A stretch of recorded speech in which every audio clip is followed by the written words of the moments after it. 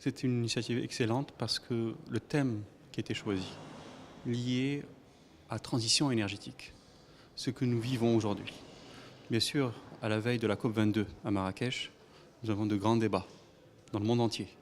Et l'approche qui a été discutée aujourd'hui est surtout de montrer que pour mettre en place des politiques de transition énergétique, il faut de la cohérence. De la cohérence, c'est-à-dire que lorsqu'on mène une politique volontariste dans les renouvelables, il faut en parallèle avoir une politique volontariste dans l'efficacité énergétique. Il faut en parallèle arrêter les subventions aux énergies fossiles. C'est ça qui a été discuté aujourd'hui pour montrer que lorsque vous avez cette cohérence, vous devenez dans un modèle économique. Et c'est ce qu'a fait le Royaume du Maroc aujourd'hui en montrant qu'avec une politique très forte, portée au plus haut niveau de l'État, donnant priorité aux énergies renouvelables et à l'efficacité énergétique.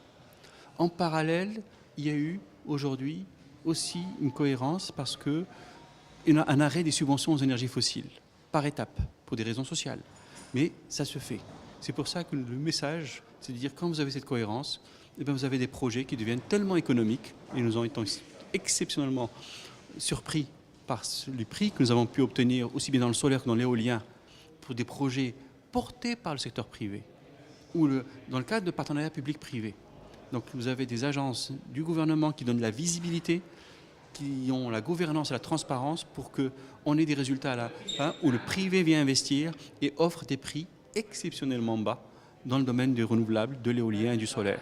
Et parallèle à cela, nous avons pu obtenir une intégration industrielle. Aujourd'hui, dans l'éolien, nous sommes à 70% d'intégration industrielle.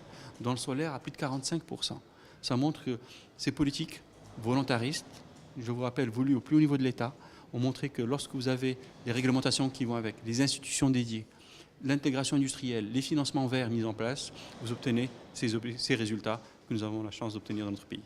À la rencontre cet après-midi, on voyait le privé et le public ensemble sur les thèmes qui nous concernent et surtout pour montrer que chacun a des positions, chacun a une vision, pour regrouper ces visions. Parce que le partenariat public-privé, ça nécessite bien sûr de la confiance entre les partenaires, ça nécessite de la transparence dans les contrats et ça nécessite de la gouvernance pour appliquer correctement les contrats. C'est ça l'esprit du partenariat public-privé. Et lorsqu'il est mené à bien, vous avez des résultats comme ceux que nous avons obtenus aujourd'hui au Maroc et qui ont des impacts économiques, sociaux et environnementaux.